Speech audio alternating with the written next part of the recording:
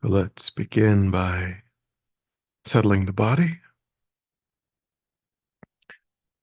adopting a stable, comfortable, upright position, serviceable for meditation.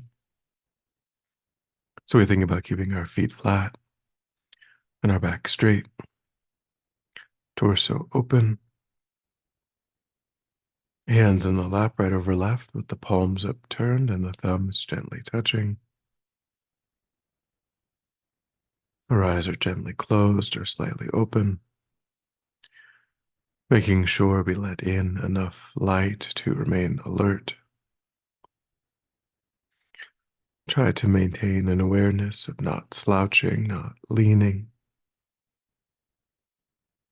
We also let go of any unnecessary tension or rigidity in the body, relaxing into a stable, comfortable, upright position.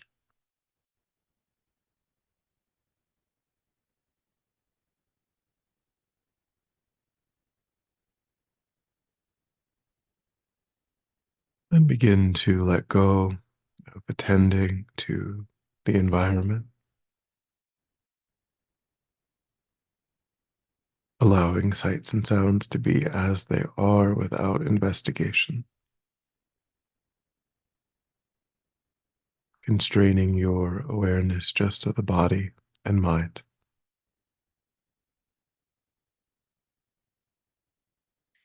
Concentrating that awareness in the present by attending closely to the physical sensation of the air moving into and back out of the tip of the nostrils.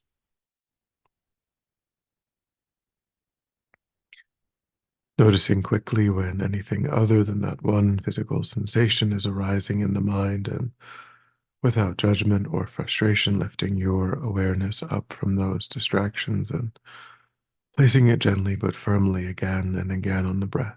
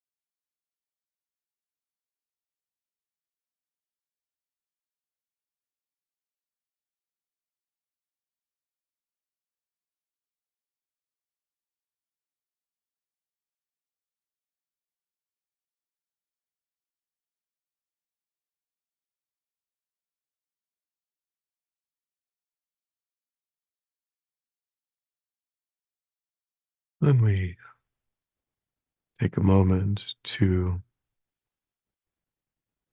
intentionally widen our circle of concern, trying to embrace countless sentient beings within the field of our practice. recognizing that just like oneself, all other sentient beings deeply wish to be happy and deeply wish to be free of even the slightest suffering. Mm.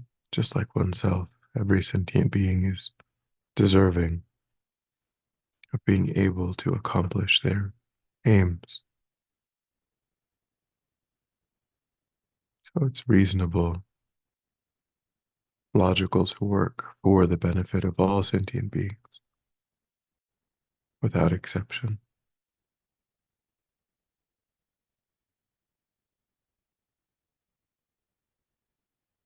Recognizing that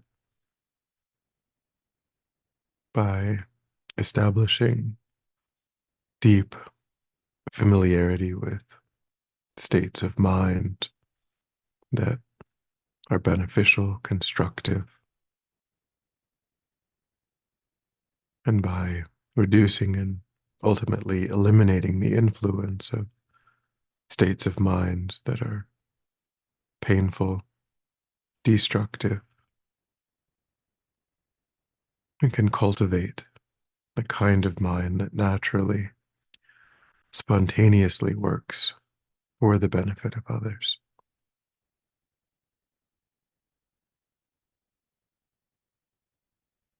So we take that as our purpose.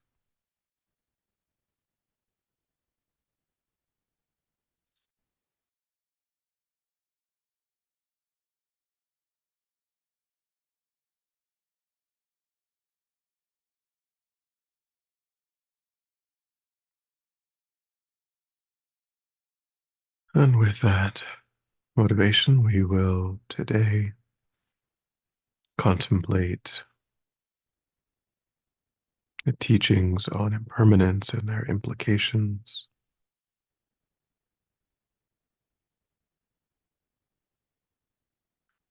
We begin by understanding, by recognizing that ordinarily when we experience the appearances to the mind seem permanent, seem to be unchanging.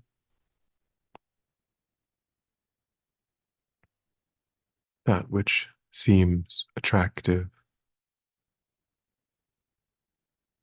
appears to be attractive inherently, permanently.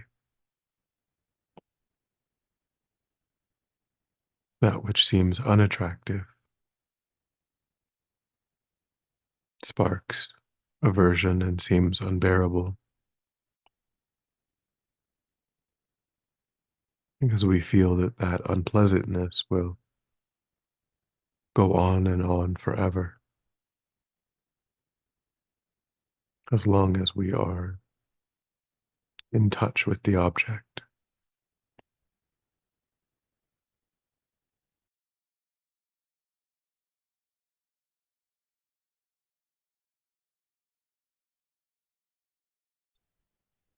Bring to mind objects in your own life, in your own experiences that you individually experience as pleasant or unpleasant, and see if that seems true in your daily life.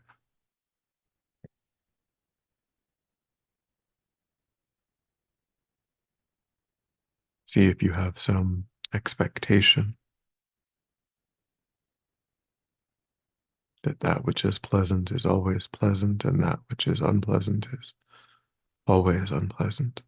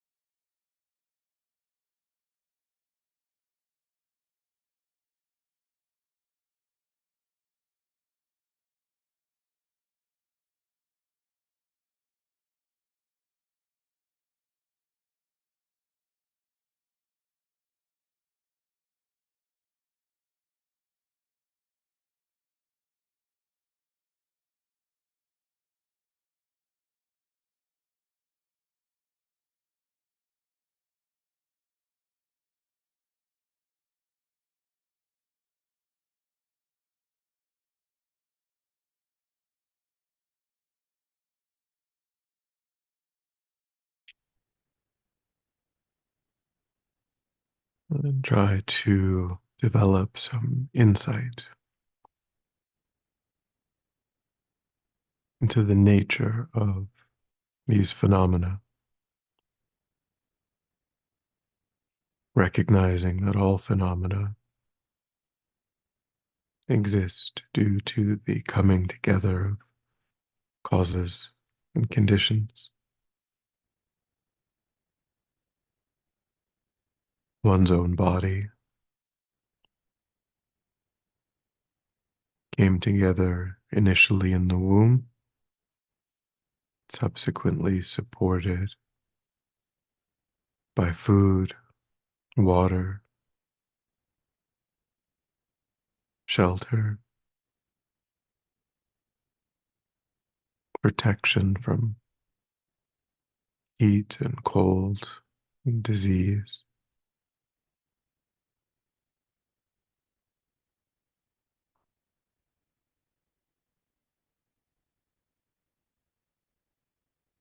And anything that exists in dependence upon causes and conditions has as its nature impermanence.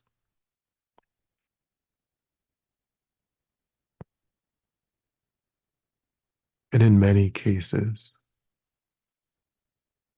also a sense, an aspect of decaying, moving toward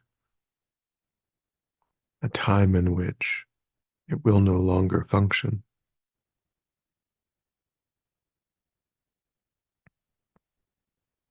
Every phenomena is labeled by the mind in dependence upon its function,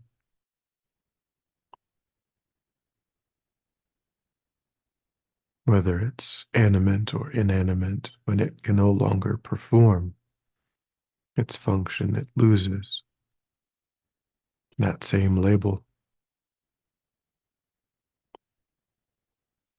Things die or become broken.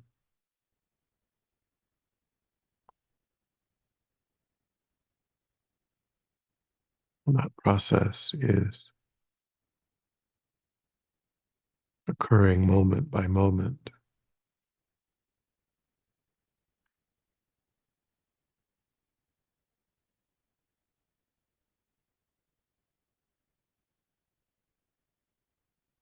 These phenomena are not only becoming different, but moving toward the end of that particularly labeled phenomena.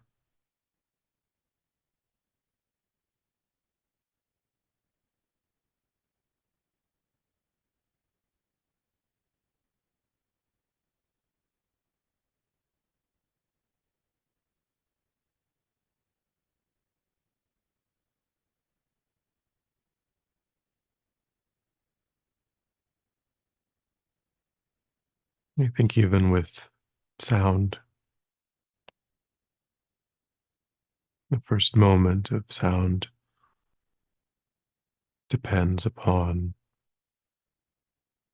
its production due to some physical force.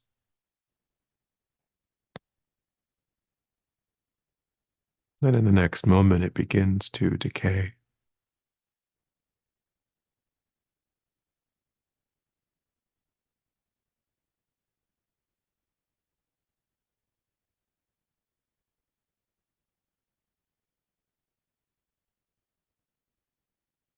And this is the same process playing out every other phenomena.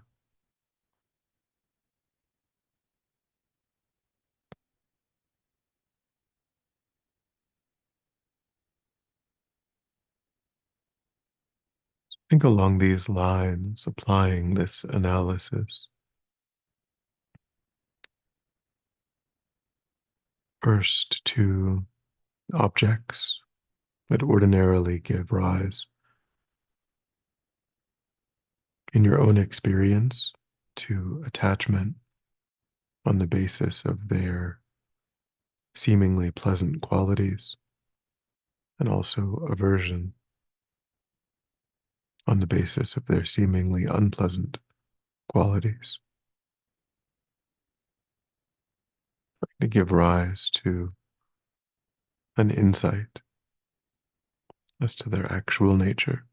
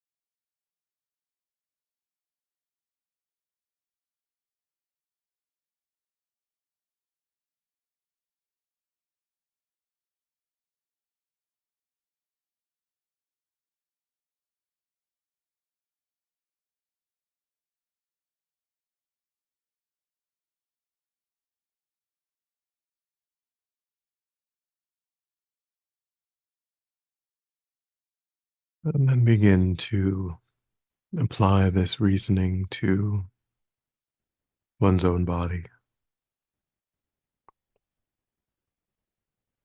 recognizing that the cause of one's death is the moment of one's birth. From that first moment, the body has moved, is moving toward a time when the body can no longer sustain consciousness. When body and mind separate, we label that as death.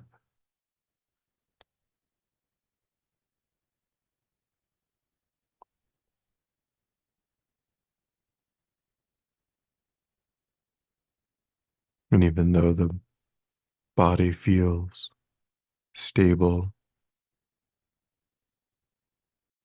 as though it is permanent, we know that moment by moment can only be heading toward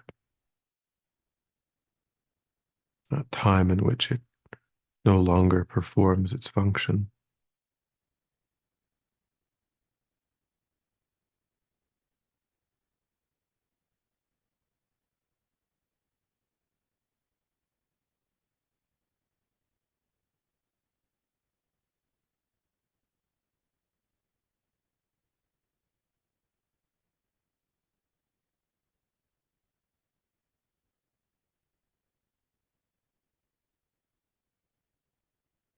We try to reach a clear understanding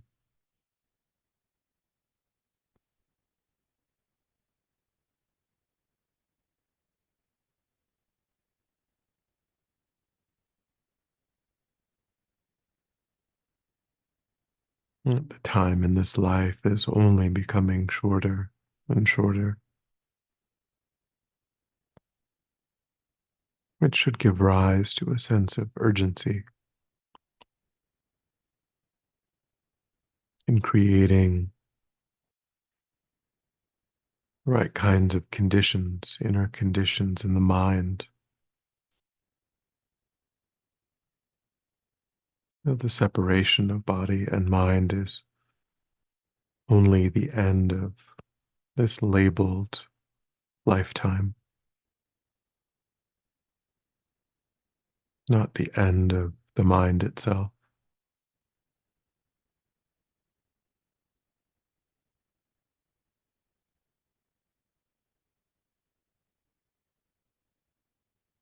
So, using this life to train the mind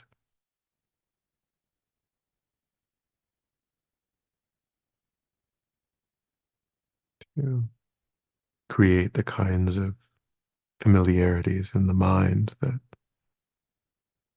will be beneficial in future lifetimes is the most valuable thing that we can do.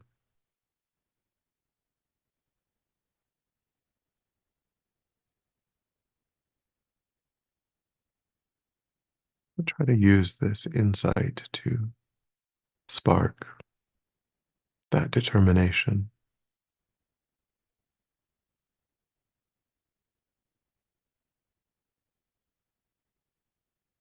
and then rest your mind in that determination without distraction.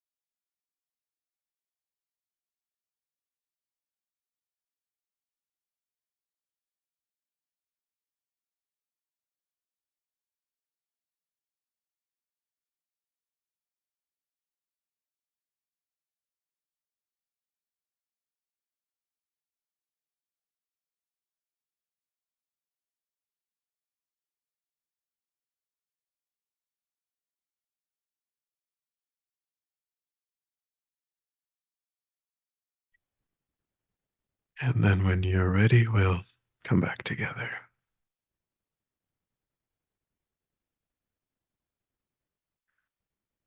And by way of dedication, my sister Max is being put to rest today, so I thought we would uh, recite a prayer to be reborn in the land of bliss.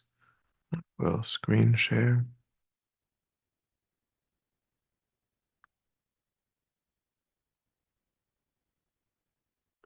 I prostrate to Amitabha, leader of humans and gods. Through compassion, you always see each transmigrator as your own only child. Remembering you just once leaves the fear of the Lord of Death far behind. May your eminent activities for transmigrators be glorious and without end. The Buddha praised the Supreme Buddha field many times in an excellent manner. Moved by compassion, various prayers were composed mentioning the potential to be reborn in Sukhavati. Being obscured by thick ignorance, not knowing what to adopt and what to discard, the weapon of anger deprives me of the life of a higher rebirth. Through the rope of attachment and craving, I am bound to samsara's prison, carried about in the ocean of samsara due to karma, wandering around through the waves of suffering and sickness and old age, entering the mouth of the terrifying sea monster, the Lord of Death, buried under loads of unwanted suffering, helplessly tormented with an anguished voice. I make this prayer from my heart. As witness to my yearning mind, my guide and soul friend Amitabha, draw me out of this miserable state. With respect, I also make requests to your retinue and to the Bodhisattvas Avalokiteshvara and Vajrapani. Please don't forget the commitment of your supreme mind made over immeasurable eons for our benefit. And just as the king of birds flies through the sky, the path of the gods, please come here by your miraculous power and compassion, by the power of combining oceans of the two accumulations created in the three times by myself and others. May I, at the time of death, directly see the guide Amitabha, together with his retinue, his two chief disciples, and so forth. At that time, may I generate intense, strong faith by focusing on the victorious one and his retinue. May I not experience the suffering of death, and may I remember the object of faith when death draws near. As soon as my consciousness has left this body, may the eight bodhisattvas come in a magical way and show me the path to Sukhavati.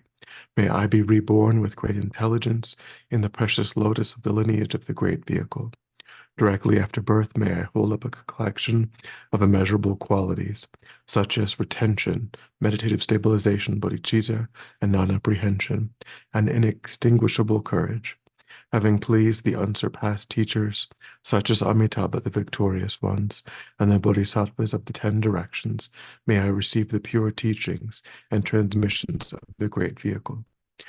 Realizing the true meaning of these teachings, may I be able to go during every moment to the boundless Buddha fields, using magical powers without obstruction, and complete all the great deeds of the Bodhisattvas. After birth in the Pure Land, may I also be motivated by resilient compassion, and with magical powers without obstruction, mainly go to impure worlds and establish the pure paths praised by the victorious ones through teaching the Dharma to all sentient beings in accordance with their dispositions. May I, for the purpose of all limitless transmigrators, quickly obtain the state of the victorious one by completing all these marvelous deeds without delay.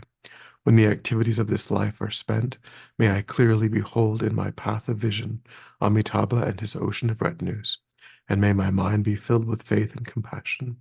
As soon as the appearance of the intermediate state arrives, may the eight bodhisattvas show me the unmistaken path, and may I be reborn in Sukhavati to guide the transmigrators of impure worlds with my emanations. Even if I do not achieve such a supreme state, may I, through all my lives, always obtain the perfect basis of hearing, contemplation, and meditation upon the victorious ones, teachings of scriptures and realizations. May I never be separated from this basis ornamented with the seven qualities of the higher realms. May I, in all those circumstances, achieve the recollection of remembering all previous states of rebirth. Throughout all my lives, may I see samsara as being completely without essence and be attracted to nirvana's qualities. With this state of mind and through the Bhagavan's excellent teachings on Vinaya, may I go forth for ordination. When ordained, may I not even commit the smallest downfall or misdeed, just as Bhikshuni Mikchupa did achieve great enlightenment by completing the collection of morality. Furthermore, throughout all future lives, may I realize the correct ways of knowing how afflictions arise and how to purify them, and obtain the marvelous collection of the apprehension, never forgetting all the words and meanings of the Dharma, the branch of perfection. May I obtain the perfect courage of teaching others that which I apprehend without obstruction.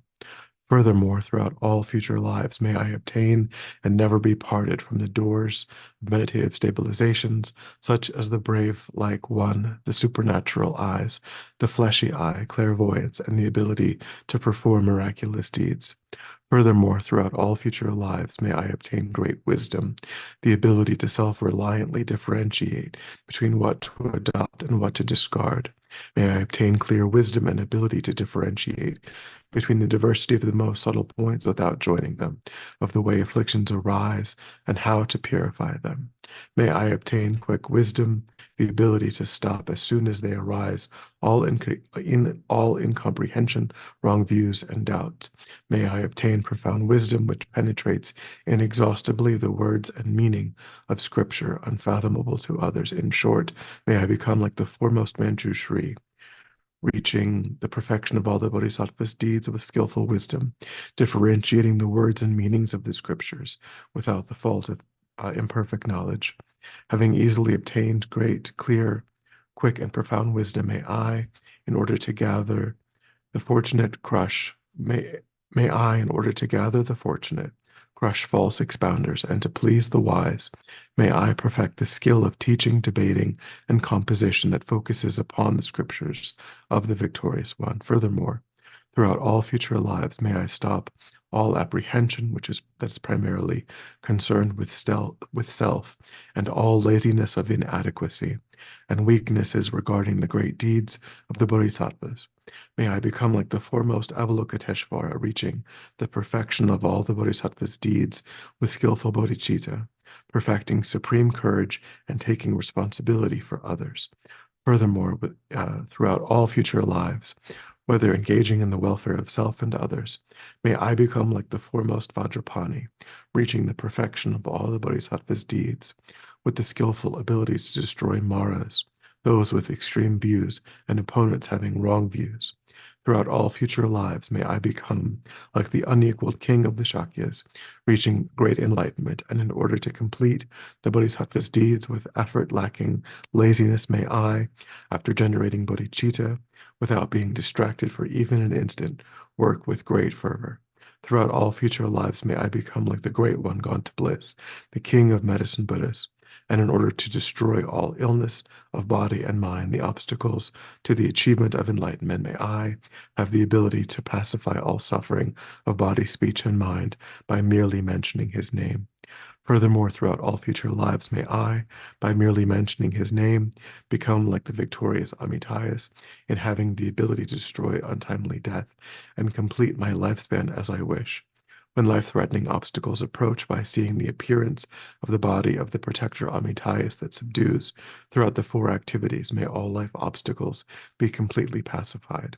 Throughout all future lives, may I, through the power of having generated uncontrived, stable faith and recognizing teachers as being the protector Amitayas himself, whose body appears in accordance with whoever needs to be subdued, never be separated from the victorious Amitayas, who directly acts as spiritual teachers. Furthermore, throughout all future lives, may I be fostered by spiritual teachers of the Mahayana, the root of the mundane and supermundane qualities, During his care, may I only please them with all my three doors through stable, unshakable faith, and never, even for an instant, displease them. May spiritual teachers instruct me with all the teaching in its entirety, and may I have the ability to realize the complete meaning as intended to bring my practice to perfection. May I never, even for an instant, fall under the influence of misleading teachers and harmful friends. Throughout all future lives, may I have the faith of the law of cause and effect and enter a continuous, effortless experience of the realization of renunciation, bodhicitta, and the complete pure view. Throughout all future lives, may all my virtuous activities of body, speech, and mind be causes solely for the benefit of others and perfect enlightenment.